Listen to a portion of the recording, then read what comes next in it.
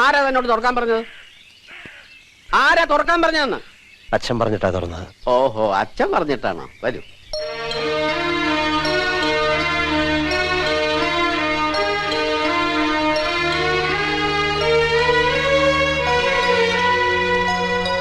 ഈ സ്ഥലം പള്ളിക്കാരെടുത്തേ പിന്നെ അച്ഛൻ എന്നും വരും.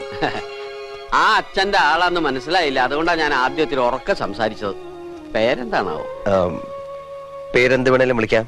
മോനേന്നോ, ചേട്ടാന്നോ, ചെക്കാന്നോ.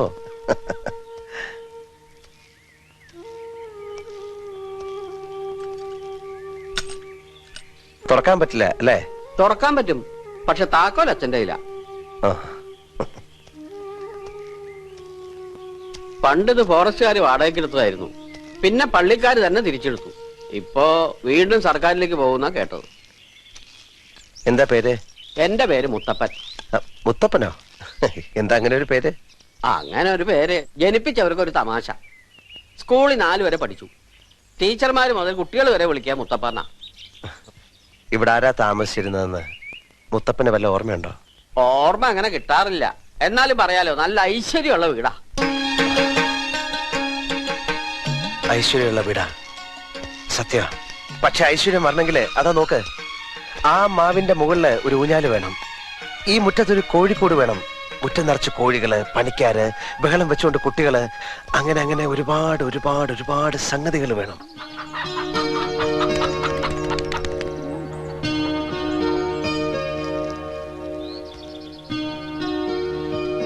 മുത്തപ്പ, ഇവിടെ സോഡ കിട്ടുമോ? കിട്ടൂലോ.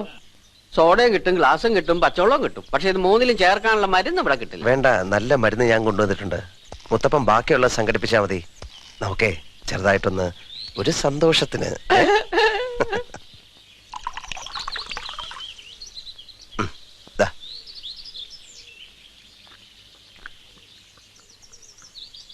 മോൻ ഈ വീട്ടിൽ താമസിക്കാൻ പോവാ? താമസിക്കാൻ പോവുകയല്ല മുത്തപ്പ, ഞാൻ ഈ വീട്ടിൽ താമസമാക്കിയിട്ട് കൊല്ലങ്ങൾ എത്ര എന്ന് മുത്തപ്പനറിയോ? ഇതാ ഞാൻ പറഞ്ഞില്ലേ, ആ മരത്തിന്റെ മുകളിൽ ഒരു ഊഞ്ഞാല് കെട്ടണമെന്ന്.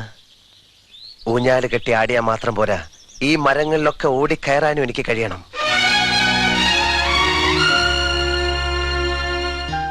എടാ ഉണ്ണി, ഇങ്ങോട്ട് ഇറങ്ങി വരുന്നുണ്ടോ? എനിക്ക് നിന്നെ 2 തല്ലണം. അത്ര മോഹോണിയാ ഇങ്ങോട്ട് കയറുക, ഇവിടെ വെച്ചിട്ടല്ല. എടാ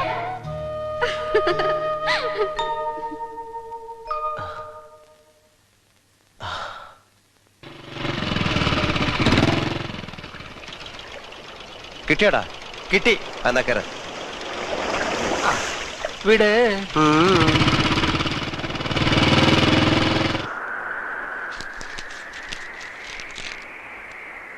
മോളെ നേരാമണ്ണം പ്രസവിപ്പിച്ചു കൊടുത്തപ്പോ അന്നത്തെ ജഡ്ജ്മെന്റിന്റെ കോപ്പിയും വന്നു, കേസിനെ കുറിച്ചുള്ള എല്ലാ വിവരങ്ങളും വന്നു. അല്ലോ, നീ എന്താ കീറിക്കളഞ്ഞ? ആ ഹിമാർ നമ്മളെ പറ്റിച്ചോ? ഒരു ഹിമാറും നമ്മളെ പറ്റിച്ചിട്ടില്ലടാ, അതൊന്നും നമുക്ക് ആവശ്യമില്ല. അത് മുഴുവൻ കളവാ.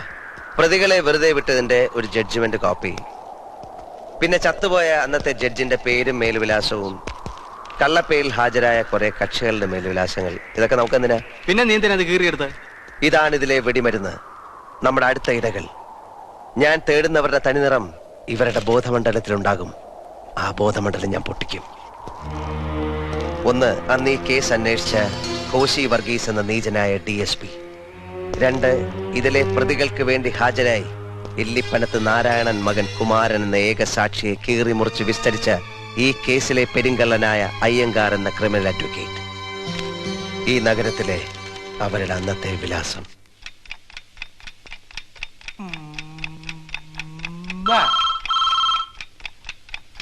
ഇതേതാ ഇപ്പൊ ഒരു ഫോൺ?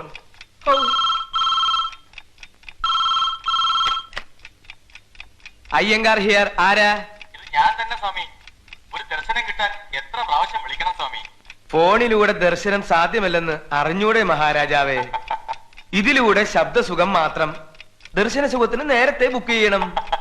ആ, കക്ഷി നമ്പർ 437. എന്താ ഇത്ര ചിരിക്കണത്? ഞാനിവിടെ ദേ ഇത്തിരി പാൽ കുടിക്കാനുള്ള പുറപ്പാടിലാണ്. അത് വീണ്ടും പ്രശ്നമാവുന്നല്ലോ സ്വാമി. ഏത് വീണ്ടും പ്രശ്നമാവുന്നു? ആ കുമാരന്റെ ശല്യം വീണ്ടും പ്രശ്നമാവുന്നു. അവരുടെ ആൾക്കാരിൽ ചിലർ അത് കുത്തിപ്പൊക്കാൻ ശ്രമം തുടങ്ങിയിട്ടുണ്ട്. അന്നേ ശവം ദഹിപ്പിച്ച സ്ഥിതിക്ക് ഇനി ഒരു പോസ്റ്റ്മോർട്ടത്തിന് സ്കോപ്പില്ല. വല്ല തീ ഉണ്ടാവുകയാണെങ്കിൽ അത് അങ്ങോട്ട് ഊതിക്കെടുത്ത. ഇതൊക്കെ ഞാൻ അങ്ങോട്ട് പറഞ്ഞു തരണോ? എന്തിനാ ഒരു ഫോണിന്റെ കാശ് കളയണേ? രഹസ്യമായ വല്ല മുൻകൂർ ജാമ്യവും വേണ്ടി വരുമോ? മുൻകൂർ ജാമ്യം ഇപ്പൊ വേണ്ടത് എനിക്കാ, ഈ ഫോൺ ശല്യം കുറയ്ക്കാൻ. എടോ താൻ അവരെ ഒന്ന് വരട്ടടോ. വരട്ടിയിട്ട് നടന്നില്ലെങ്കിൽ തട്ട്, എന്നിട്ടൊരു വക്കാലത്തും കൊണ്ട് ഇങ്ങോട്ട് വാ. He is a dirty creature, but better than me.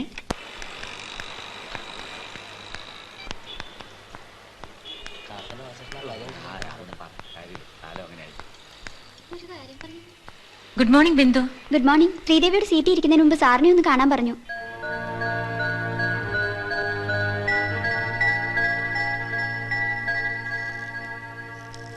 Sir, നിങ്ങൾക്കൊക്കെ ഒരു ജോലി തന്നാൽ മനസമാധാനം നഷ്ടപ്പെടുന്നത് മറ്റുള്ളവർക്കാ. ഞാൻ ലേറ്റ് ആയിട്ടില്ല സർ. ലേറ്റിന്റെ കാര്യമല്ല, ഇനി വേണേൽ എന്നും ലേറ്റ് ആയിക്കോ. ഇന്നു മുതൽ കുട്ടി ഇവിടെ വരണ്ട, നിങ്ങളവിടെ ആവശ്യമില്ല. സർ, കുട്ടിയുടെ അച്ഛൻ ഒരു വലിയ മനുഷ്യനായിരുന്നിരിക്കാം, ഒരുപാട് കാര്യങ്ങൾ ചെയ്തിട്ടുണ്ടാവും. എന്ന് വെച്ച് നിങ്ങൾക്കൊരു ജോലി എന്നതിന്റെ പേരിൽ ഏത് സമയത്ത് ഞാൻ ഇങ്ങനെ കിടന്ന് പേടിക്കാന്ന് വെച്ചാലോ? നിങ്ങളവിടെ ജോലിക്ക് നിർത്തിയാൽ ഫോട്ടോ എടുക്കാൻ വരുന്നവന്റെ തല തെറിക്കുന്ന അവസാനം കിട്ടിയ ഭീഷണി. അച്ഛൻ മോൾക്ക് ചെയ്തു വെച്ച സഹായം, അല്ലാതെന്താ പറയാ. പേടിയുണ്ടാണ് കുട്ടി. എന്തെങ്കിലും സംഭവിച്ചാൽ പിന്നെ പറഞ്ഞിട്ട് കാര്യമില്ലല്ലോ. ഒന്നും തോന്നരുത്. വേറെ വല്ല സ്ഥലത്തും ഫോണില്ലാത്തൊരു സ്ഥലത്ത് കിട്ടുമെന്ന് നോക്ക്, അത്രയെങ്കിലും സമാധാനം ഉണ്ടാവുമല്ലോ. സംശയമല്ല, ഈ ഫോൺ നിങ്ങൾക്കാവും. വേണ്ട സർ.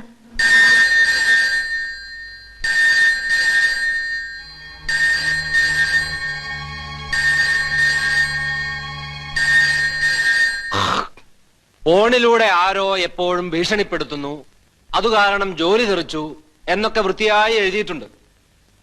ഇത് വെച്ച് ഞാൻ ആരെയാ കസ്റ്റഡിയിൽ എടുക്കേണ്ടത്? ആ ഫോണോ അതോ സ്റ്റുഡിയോ ഉടമസ്ഥനെയോ? ഇങ്ങനെ ഇരുട്ടി തപ്പുന്ന ഒരു പരാതിയും കൊണ്ട് വന്നാൽ എങ്ങനെയാ? ഇനി നിങ്ങളെ പിരിച്ചുവിടാൻ വേണ്ടി അയാൾ മനഃപൂർവ്വം ഒരു ഭീഷണി ഉണ്ടാക്കിയതാണോ? അവനെ എടുത്തിട്ടൊന്ന് പെരുമാറിയാലോ? സാർ എന്റെ അമ്മയുടെയും വിഷമം മനസ്സിലാക്കണം. എന്റെ അച്ഛൻ മരിച്ചു. അച്ഛനുണ്ടായിരുന്നപ്പോഴേ ഇത്തരം ഭീഷണികൾ വരാറുണ്ട്. ഇന്നത് ഞങ്ങൾ ശ്വാസം മുട്ടിക്കുക. ദയവ് ഇതൊന്ന് അന്വേഷിക്കണം.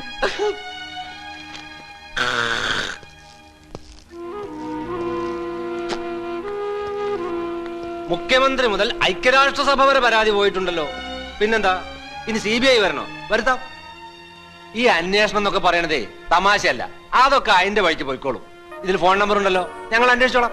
എന്തിനാ സാറെ പരിഹസിക്കുന്നത്? സാറിനെ കൊണ്ട് ഇതൊന്നും കഴിയില്ല, അത്രേ ഉള്ളൂ. ഇത് സാർ അന്വേഷിക്കണ്ട, പോരെ? ആ പെണ്ണ് നമ്മളൊന്ന് കൊച്ചാക്കി പോയി. പെരുമാറാൻ അറിയാനിട്ടല്ല, പിന്നെ തന്ത മരിച്ചിട്ട് ഇത്രയല്ലേ ആയിട്ടുള്ളൂ. ഇതൊരു പോലീസ് പ്രൊട്ടക്ഷന്റെ പ്രശ്നമാണ്. ഭീഷണിയുണ്ട്, അത് സത്യ. പ്രൊട്ടക്ഷൻ വേണമെങ്കിൽ കോടതി പോട്ടോ. ഇതിപ്പം VIP-കൾക്ക് തന്നെ കരിമ്പൂച്ചകൾ കൊടുക്കാൻ പറ്റാത്ത കാല. പിന്നെ നാട്ടുകാർക്ക് മുഴുവൻ ഈ 2 കരിമ്പൂച്ചകളെ കൊടുക്കാന്ന് വെച്ചാല് അതിന് മാത്രം പൂച്ചകളുണ്ടോ നമ്മുടെ നാട്ടില്? എവിടെ?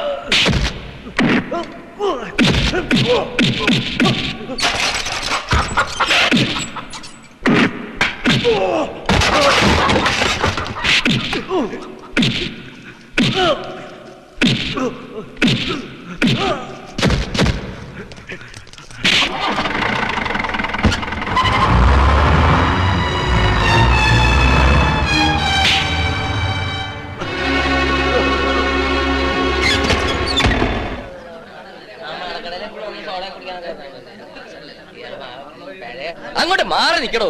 ഇയാൾ ചത്തിട്ടൊന്നുമില്ല. എല്ലാരും ഒന്ന് മാറിയട്ടെ. മാറ്. എടോ, ഇത് പോലീസ് സ്റ്റേഷനാ. വെറുതെ തീക്കൊള്ളി എടുത്ത് തലയൊറിയരുത്. എല്ലാത്തിന്റെ എല്ല് ഞാൻ ഒഴിക്കും. ആഹാ.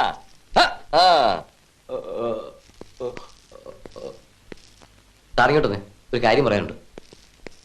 സാറ് വിവരം സർക്കിളിനോട് ചോദിക്കുക. അല്ലാതെ ഇതെടുത്ത് അകത്തിട്ടാൽ അത് ലോക്കപ്പ് മർദ്ദനമാവും.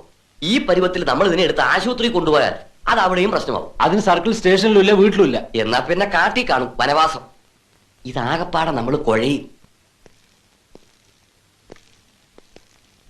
ഇയാൾ എന്തെങ്കിലും കഴിച്ചോ? പിന്നെ അതിരാവിലെ വെറും വയറ്റിൽ ബിരിയാണിയും മത്തിക്കറിയും കഴിച്ചു. സാറിന് തലയ്ക്ക് സുഖമില്ലേ? ഇവനാരാ താലോലിക്കാൻ? ആഭ്യന്തര വകുപ്പിന്റെ അളിയന്. തന്നെ എനിക്ക് നേരത്തെ അറിയാം. വാടക വാങ്ങി കീശയിലിട്ട് തല്ലാൻ നടക്കലല്ലേ തന്റെ ജോലി. അത് കള, അത് ഞങ്ങൾ മറക്കാം. ആരാ തന്നെ തല്ലിയെന്ന് പറ, കേസെടുക്കാം. എനിക്ക് പരാതിയില്ല. അത് നന്നായി. തല്ലിയവനും പരാതിയില്ല, തല്ല് കിട്ടിയവനും പരാതിയില്ല. എന്തൊരു ജനാധിപത്യം. എന്നെ ഒരു ഓട്ടോയിൽ കയറ്റി തന്നാ മതി, ഞാൻ ആശുപത്രിയിൽ പൊയ്ക്കോളാം. എടോ, തന്റെ കാലും ഒടിഞ്ഞിട്ടുണ്ട്, ഒരു കയ്യും ഒടിഞ്ഞിട്ടുണ്ട്. ഈ പരുവത്തിൽ അതിൽ കയറിയ വഴിയിൽ എല്ലൊക്കെ ഊരി വീഴും. ആഹാ, പിന്നെ വന്ന മഴ. Yes yes sir, yes sir, yes sir. എടോ, ഇവന് വാരി വലിച്ചെടുത്ത് ലോക്കപ്പിലിട്ട്. വിളിച്ചത് എസ് പിയാ.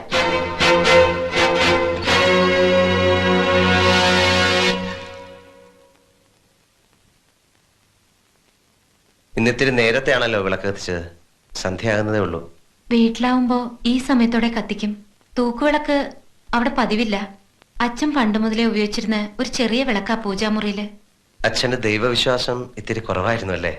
ദൈവങ്ങൾക്ക് അച്ഛനായിരുന്നു വിശ്വാസക്കുറവ്. വേണ്ട, തത്വചിന്ത പറയാൻ പറ്റിയ സമയമല്ലത്. ഇരുട്ടി തുടങ്ങി. പറഞ്ഞു പറഞ്ഞ് നമ്മൾ കാട് കയറും. പിന്നെ ഇന്നലത്തെ പോലെ ശ്രീദേവി വീണ്ടും കരയാനും തുടങ്ങും. നമ്മുടെ പാറു എവിടെ? പാറുക്കുട്ടി, പാർവതി അകത്തുണ്ട്, വിളിക്കണോ? വേണ്ട, ശ്രീദേവിക്ക് ഇവിടുത്തെ പരിചയക്കുറവൊക്കെ മാറിയല്ലോ. ഈ വീട് മുഴുവൻ ശ്രീദേവിയുടെതാണ്. എവിടെ വേണമെങ്കിലും ഇരുന്നോ നടന്നോ സമയം ചെലവഴിക്കാം. അമ്മ ഇന്നലെ ഉറങ്ങിയിട്ടേ ഇല്ല. അനാവശ്യമായി ഞങ്ങൾ വിഷമിപ്പിക്കുകയാണെന്ന് പറഞ്ഞ് കരച്ചിലായിരുന്നു. അതമ്മയുടെ മനസ്സിന്റെ ഗുണം. എന്റെ കാര്യം എനിക്കല്ലേ അറിയൂ. കുമാരേട്ടൻ എനിക്ക് ചെയ്തെന്ന സഹായങ്ങൾ ഓർക്കുമ്പോ ഇത്രയൊക്കെയല്ലേ സാധിക്കുന്നുള്ളൂ എന്നാണ് എന്റെ വിഷമം. അമ്മാ, എന്തിനാ ഇവരെ ഇവിടേക്ക് കൊണ്ടുവന്ന് നമ്മൾ കഷ്ടപ്പെടുന്നതെന്ന് ശ്രീദേവി ചോദിക്കുന്നത്. അമ്മാവൻ ഇന്നലെ കഷ്ടപ്പെട്ടു. വല്ലാതെ കഷ്ടപ്പെട്ടു. ഇവരെന്തേ ഇത്തിരി നേരത്തെ അങ്ങോട്ട് വരാതെ നിന്ന് ഓർത്തിട്ട് വല്ലാതെ കഷ്ടപ്പെട്ടു. മോൾക്ക് MSc ഗോൾഡ് മെഡലാണെന്ന് ഇവൻ പറഞ്ഞു. അതിൽ കാര്യമില്ല, ധൈര്യത്തിന് മെഡൽ വാങ്ങണം. അതായത് മനസ്സിനെങ്ങനെ പിടിച്ചു നിർത്താൻ.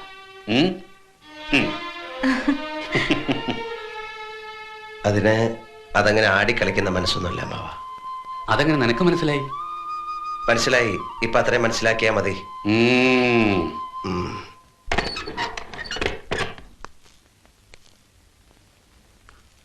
ഇതൊന്നും കണ്ട് പേടിക്കണ്ട. സത്യം പറയാലോ, ഞാൻ ഇന്നലെ ഇതിനകത്തൊരു മോഹിനിയാട്ടം നടത്തി. ഒരു ഇടത്തരം കമാൻഡോ അറ്റാക്ക്. കൂട്ടിന് ശ്രീദേവിയുടെ അച്ഛനും ഉണ്ടായിരുന്നു. ഞങ്ങളൊരു കളി കളിച്ചു. ആകെ തട്ടി മുട്ടി ഒരു ബഹളം, അത്രേ ഉള്ളൂ.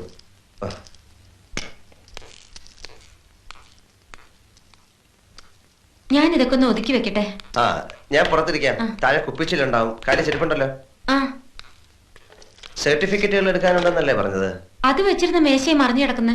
അയ്യോ, അപ്പൊ നമ്മുടെ ഗോൾഡ് മെഡലോ? വേണ്ട, അത് പറയണ്ട. വിറ്റു, എത്രയല്ലേ ഉള്ളൂ. എന്നാലും പറയണ്ട. എനിക്ക് ഈ ദുഃഖം കേൾക്കുന്ന ഇഷ്ടമല്ല. ഇനി നിങ്ങൾക്ക് ഇവിടെ ഒരു കുഴപ്പമുണ്ടാവില്ല. ധൈര്യത്തോടെ കഴിയാം. ഞാനുണ്ട്, അമ്മാവനുണ്ട്, എല്ലാവരും ഉണ്ട്. എന്നാലും പെട്ടെന്ന് ഇങ്ങോട്ട് പോരാൻ അമ്മാവ സമ്മതിക്കില്ല. സർട്ടിഫിക്കറ്റുകൾ എടുക്കുമ്പോൾ ആവശ്യത്തിനുള്ള ഡ്രസ്സുകൾ കൂടെ എടുത്തോളൂ. ആരായിരുന്നു ഇവിടെ വന്നത്? ആരെങ്കിലും ആകട്ടെ, വന്നവർ പോയില്ലേ, അതല്ലേ നമുക്ക് വേണ്ടൂ. ഇനി ആരും വരില്ല, അതുറപ്പാ.